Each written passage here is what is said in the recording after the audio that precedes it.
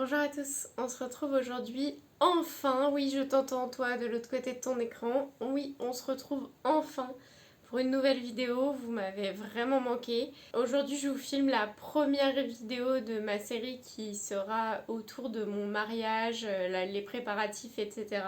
Elle concerne aujourd'hui les différents éléments que j'ai pu faire main, d'une part par coquetterie mais aussi dans une volonté de faire des économies puisque vous n'êtes pas sans savoir que le budget d'un mariage est juste immense et que du coup faire des choses soi-même ça permet de faire quand même un certain nombre d'économies.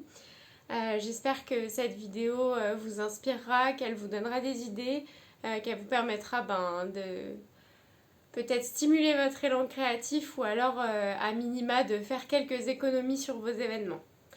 Avant de commencer, je dois vous préciser que cette vidéo, enfin cette petite partie de la vidéo est en collaboration non rémunérée avec la marque Who We Are, qui est une marque de bijoux. Ce sont des bijoux durables qui sont faits en or 18 carats ou en argent massif. C'est une marque qui m'a contactée, qui est dans une démarche de faire les choses de manière éthique. C'est une petite marque qui débute a priori. Elle a à cœur du coup voilà, de faire les choses de manière responsable et du coup elle utilise des matières premières qui sont issues du RJC. Ce qui m'intéressait moi le plus, c'est que ce sont des bijoux que l'on peut garder sur soi et qui sont résistants à l'eau et au savon. Ce qui ne gâche rien, c'est que la marque travaille avec des associations qui luttent notamment contre le cancer ou qui veillent à la prévention infantile, à la protection infantile, pardon.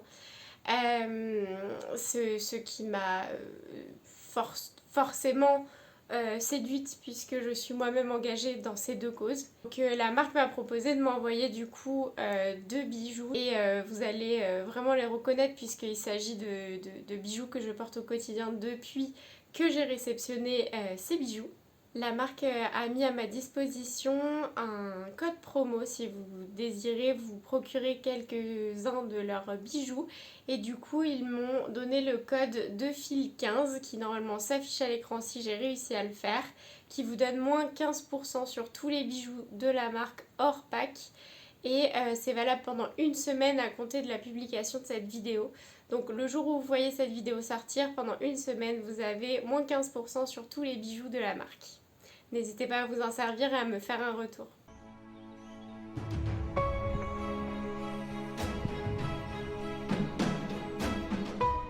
Je commence sans plus attendre la vidéo. Donc j'ai organisé cette vidéo un petit peu et si vous me voyez lire, c'est que j'ai préparé un petit peu pour être le moins fouillis possible puisque vous en doutez bien, il y a quand même moult choses à dire et j'ai pas envie de m'éparpiller sur beaucoup sur beaucoup de vidéos précédentes. J'avais l'impression de partir dans tous les sens, donc là j'ai décidé d'y aller organisée. Donc pour commencer, j'ai décidé de créer mes faire-part. Le premier conseil que je vous donnerais si vous organisez votre mariage ou tout autre événement, c'est de décider d'un thème. Ça peut paraître bateau, pénible, etc. Mais moi, ça m'a vraiment permis de garder en fait un cap, une ligne directive et ça m'a permis d'avoir quand même une décoration qui était assez unifiée par la suite et de faire quelques petits clins d'œil qui pour la soucieuse du détail que je suis, ça a été un petit peu plus sympa à organiser. Donc pour commencer, j'ai décidé de faire des faire-part et donc je suis partie déterminer mon thème. À savoir qu'avec mon mari, ça fait bizarre d'ailleurs de dire mon mari, mais avec mon mari, la couleur qu'on porte tous les deux tout le temps, c'est du bordeaux. On adore cette couleur. Et donc on s'est dit, c'est naturel que le thème de notre mariage soit bordeaux. Pour celles qui auraient la même idée que moi, c'est une galère pour trouver des décos bordeaux quand on se marie au printemps. Mais j'ai réussi, donc restez là. Donc on a choisi Bordeaux et on a déterminé aussi le genre d'ambiance que l'on voulait et on voulait plutôt un esprit longère, poutre apparente, naturel, floral, un peu bohème. Et du coup, on est parti sur une salle, donc une longère avec des poutres apparentes. Et on est parti du coup sur un thème plutôt floral. Et au niveau de nos matières, on a plutôt travaillé avec du bois, des matières plutôt blanches peintes et plutôt la matière dorée. Et donc pour faire ressortir tout ça sur les faire-part, je suis allée sur le site Canva. Donc tout ce que je vais citer, je vous mettrai en barre d'infos. Donc Canva, c'est disponible donc sur internet gratuitement. Vous avez une partie qui est gratuite et l'autre partie, si vous voulez certains éléments, certains ornements, ça va être payant. Pour ma part, je n'ai que la version gratuite et j'ai réussi à faire absolument toutes mes décorations avec, donc franchement foncez. Je vous le recommande pour beaucoup de choses. Je vous le recommande pour tout ce qui est papeterie, pour tout ce qui est cartes de remerciements, faire-part, etc. Mais je vous le recommande aussi pour vos réseaux, si jamais vous êtes sur les réseaux. Moi, je sais que je m'en sers pas mal pour des stories, des posts Insta, mes vidéos YouTube. Voilà, donc si vous êtes un petit peu dans cet univers-là aussi, je vous recommande Canva pour faire toutes sortes de choses. Ça demande un peu de pratique et à la fois c'est hyper intuitif, donc franchement, c'est un gros coup de cœur Canva. Et du coup, comme vous l'aurez compris, j'ai utilisé Canva pour énormément de mes décorations. Et donc je vais vous mettre un insert. Bon, je vais du coup devoir flouter, c'est la raison pour laquelle je ne vous le montre pas en direct. Je vais devoir flouter certains éléments sur mes décors. Donc à chaque fois, vous aurez un insert de la vidéo. Alors soit en même temps que je parle, soit je couperai et je vous mettrai les vidéos.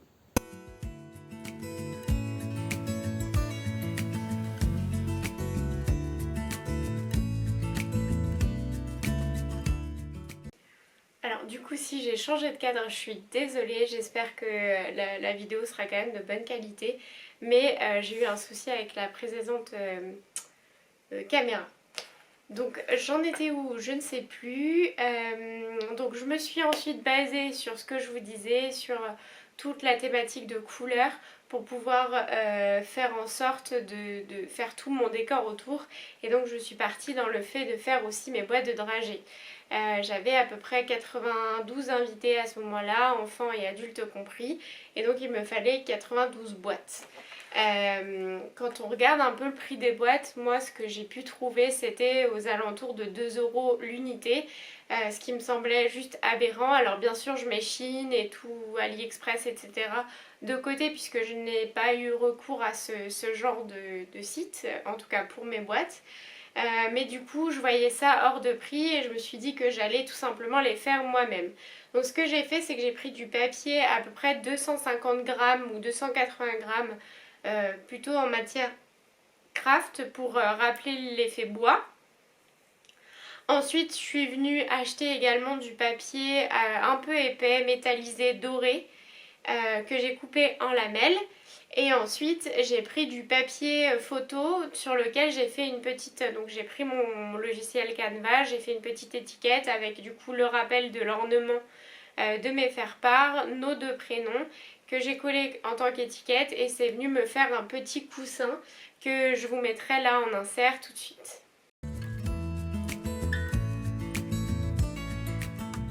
Ensuite, j'ai voulu continuer avec mon centre de table. Donc pour faire mes centres de table, je suis venue donc mettre...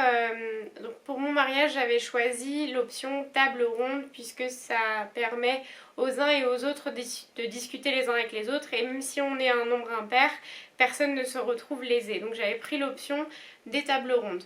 Sur mes tables rondes, j'avais demandé à mon traiteur de mettre des nappes blanches, ce que le traiteur vous proposera les 3/4 du temps.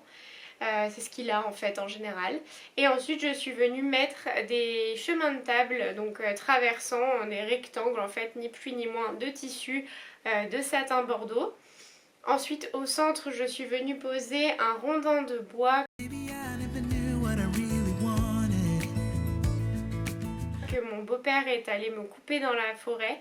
Alors petite astuce pour les futurs mariés ou pour ceux qui ont besoin de ça pour un décor, demandez à quelqu'un qui habite proche d'une forêt et qui a une connaissance quand même du bois pour que ce ne soit pas un bois qui va s'abîmer. mais qui puisse justement vous faire vos centres de table, puisque c'est un truc de décoration qui peut vite coûter 15 € l'unité, ce que je trouve juste énorme pour un rondin de bois. Et moi j'ai eu la chance du coup d'avoir mes 10 centres de table faits par mon beau papa qui s'est qui a mis sa patte dans la décoration de mon mariage de cette manière. Ensuite, donc par-dessus, je suis venue poser 3 bougies ainsi qu'un vase en centre de ce rondin dans lequel j'ai pu mettre donc une couronne de lierre et ensuite une composition florale. Je vous ferai un peu des close-up comme je vous le disais. Donc j'ai mis une petite compo florale. La base de ma composition florale, c'est une composition que j'ai eue directement chez Action, à peu près 3 € le bouquet. Alors oui, c'est discutable, certains préféreront des fleurs, comment dire, des fleurs, on appelle ça naturelles, en tout cas des fleurs fraîches. Néanmoins, moi personnellement, comme je me mariais à quelques kilomètres quand même de ma salle de réception, j'étais à 1 heure environ de ma salle de réception, je ne connaissais pas vraiment de fleuristes dans le coin. Déjà j'avais eu à trouver mes différents prestataires sur place et du coup bon, le fleuriste est passé à la trappe. J'ai préféré faire des compositions moi-même en n'ayant pas comme charge mentale de me dire est-ce que les fleurs vont supporter la chaleur, pas la chaleur, quand les chercher, pas les chercher, ainsi de suite. Mais chacun voit ses choix et c'est vrai que c'est très sympa les fleurs naturelles, les vraies fleurs. Néanmoins, moi j'en avais pas la capacité ni l'envie mentale d'avoir cette surcharge là, donc voilà.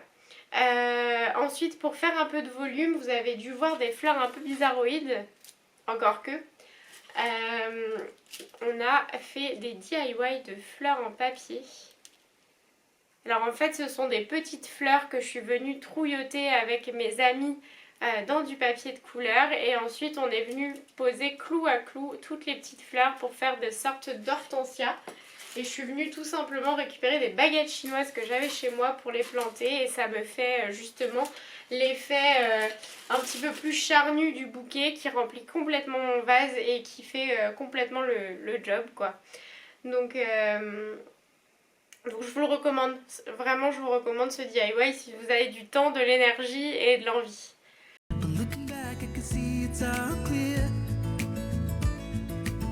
Still a kid trying to act like they all taught me, but nothing makes sense anymore.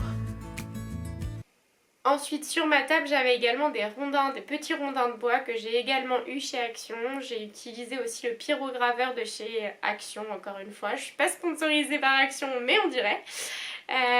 Et je suis venue inscrire du coup les noms de mes invités sur ces petits rondins. Alors personnellement, et pour ceux qui vont se marier prochainement, j'avais pris le parti de faire un plan de table sur lequel j'avais mis le nom des invités en fonction des tables, mais sur la table, leur placement était à leur appréciation, et donc du coup j'avais mis un peu les rondins par-ci et là sur la table pour agrémenter, mais et qu'ils aient chacun un souvenir. Voilà pour ça. Pour ce qui est de l'urne et du livre d'or, je les ai également fait moi-même. Donc là je vais vous les montrer parce que je ne pense pas que je fasse de close-up. Donc pour ce qui est de mon urne, je suis allée chez Cultura, j'ai récupéré une petite valise en papier mâché et je suis venue en fait la recouvrir de papier de soie.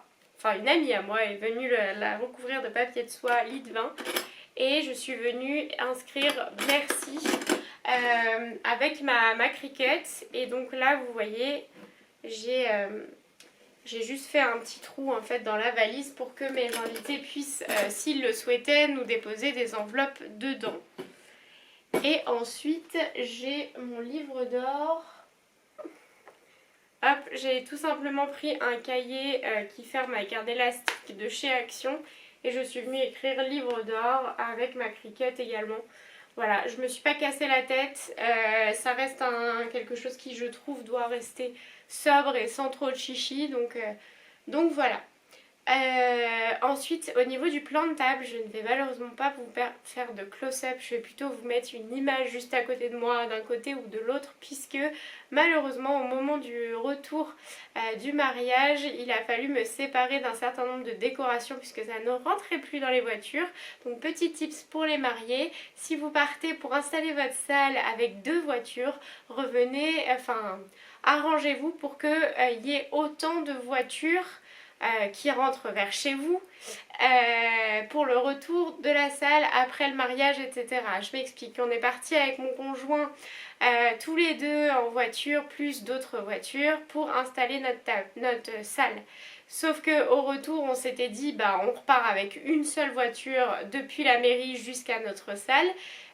On dormait sur place, bref, peu importe. Et le lendemain, on revenait. Sauf que quand on est revenu, on a eu une voiture de moins et donc une capacité de moins qui rentrait dans notre ville, les autres partant de part et d'autre de la France et donc ne passant pas par chez nous. Donc ça a été un grand moment de stress qui venait se corréler à tout le stress du week-end. Autant vous dire que j'ai fait un petit mental breakdown et d'ailleurs je fais un petit rappel à tous les mariés et les mariés et eux qui me regarderaient, ou futurs en tout cas. Ceux qui l'ont vécu, vous n'êtes pas seuls et ceux qui vont le vivre, ne vous inquiétez pas, ça passe. Quelques jours après, quand vous recevez les photos, les vidéos de vos invités, vous vous refaites complètement le film du mariage et ce mental breakdown est bien loin de votre esprit. Le seul tips que je peux vous donner pour le plan de table, donc pour le plan de table, moi ce que j'ai fait c'est que j'ai pris une planche de bois aggloméré qui était déjà prédécoupée et qui faisait à peu près 5 mm. Je suis venue y accrocher du coup une guirlande de glycine, enfin de fausse glycine, c'était encore de l'artificiel.